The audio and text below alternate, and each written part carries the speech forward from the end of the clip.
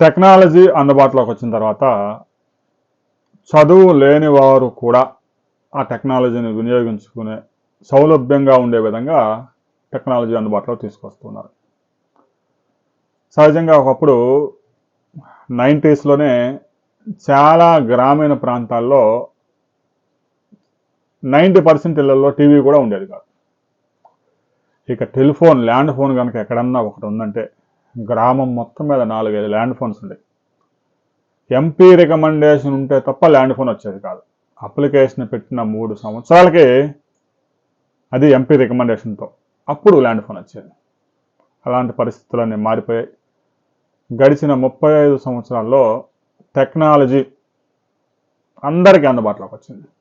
ఎప్పుడైతే ఆర్థిక సంస్కరణలు ప్రారంభించి టెలికమ్యూనికేషన్ రంగంలో ప్రభుత్వ ఆధిపత్యాన్ని తొలగించిన తర్వాత ప్రైవేట్ రంగంలో పెద్ద ఎత్తున పెట్టుబడులు వచ్చాయి. ప్రతి వ్యక్తి చేతిలో ఫోన్ వచ్చే దగ్గర నుంచి ప్రతి వ్యక్తి 2 ఫోన్లు కొనుగోలు చేసే స్థాయికి వచ్చారు. కేవలం ఫోన్లు కొనుగోలు చేయడమే కాదు, 5G ఫోన్స్, ఇంటర్నెట్ ఆధారిత ఫోన్లు అందుబాటులోకి వచ్చాయి. ఒకప్పుడు ఇన్కమింగ్ కాల్కి కూడా మనం అవుట్ గోయింగ్ కాల్కి ఎలాగో బిల్లు ఉంటుంది కాబట్టి ఇన్కమింగ్ కాల్కి కూడా బిల్లు చెల్లించాల్సిన రోజుల నుంచి ఇన్కమింగ్ అవుట్ గోయింగ్ పోయాయి. నెట్ బ్యాలెన్స్ చేసుకుంటే నెట్ కాల్స్ చేసుకునే సదుపాయం అందుబాటులోకి వచ్చింది. ఇక తాజాగా AI టూల్స్ ప్రపంచాన్ని దున్నేస్తూ ఉన్నాయి.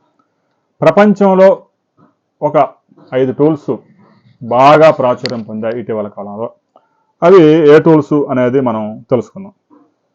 ముఖ్యంగా ChatGPTకి సంబంధించి ఏడాది కాలం ఇది రంగంలోకి దిగింది.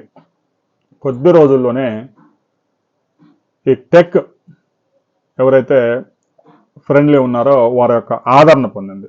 ప్రపంచవ్యాప్తంగా ఈ ChatGPT ఫస్ట్ ప్లేస్లో ఉంది వినియోగంలో. దాదాపు 4.7 బిలియన్లు, 470 కోట్ల మంది దీన్ని పెద్ద ఎత్తున ఉపయోగిస్తూ ఉన్నారు. ఇది చాలా దేశాల్లో అయితే చిన్నపిల్లలు చిన్న హోంవర్క్స్ చేసుకోవడానికి, క్యాలిక్యులేషన్స్ చేసుకోవడానికి కూడా ChatGPTని ఉపయోగించే స్థాయికి ఎదిగారు. ఇక ఆ తర్వాత 2వ స్థానంలో కాన్వా నిలిచింది. 887 మిలియన్లు అంటే దాదాపుగా 89 కోట్ల మంది ఈ కాన్వాని AI టూల్ని ఉపయోగిస్తున్నారు. ChatGPTకి యూజర్ బేస్ తగ్గొచ్చేమో కానీ కాన్వాకు మాత్రం తగ్గే అంచనాలు అయితే లేవు. ఎందుకంటే ఈ టూల్ వినియోగదారుల్లో ఎక్కువ మంది టెక్నికల్ నాలెడ్జ్ ఉన్న జనం ఈ కాన్వాను ఉపయోగించేవారు. అందువల్ల ఇంకా పెరుగుతూనే ఉంది. 3వ ప్లేస్లో గూగుల్ ట్రాన్స్లేట్ టూల్. ఫస్ట్లో గూగుల్ ట్రాన్స్లేట్ అంటే అన్ని బూతులు వచ్చాయి. ఈ మధ్యకాలంలో దాన్ని కూడా బాగా డెవలప్ చేశారు. 60 కోట్ల మంది ప్రపంచవ్యాప్తంగా దీన్ని వాడుతున్నారు. ప్రస్తుతం మొబైల్స్, కంప్యూటర్లో పెద్ద ఎత్తున గూగుల్ ట్రాన్స్లేట్ టూలు అందుబాటులోకి ఉంది, వాడుతూ ఉన్నారు. ఇక 4వ ప్లేస్లోకి వచ్చేసరికి డీప్సీక్.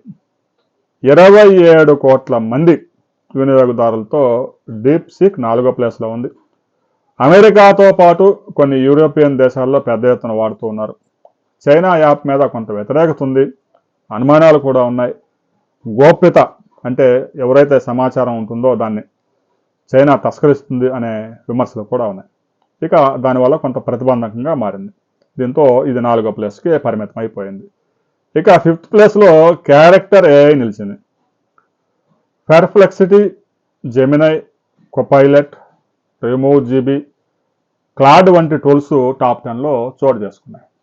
ఇటీవల కాలంలో వచ్చిన టూల్సే ఎక్కువగా ఉన్నాయి ఈ టాప్ 10 టూల్స్లో.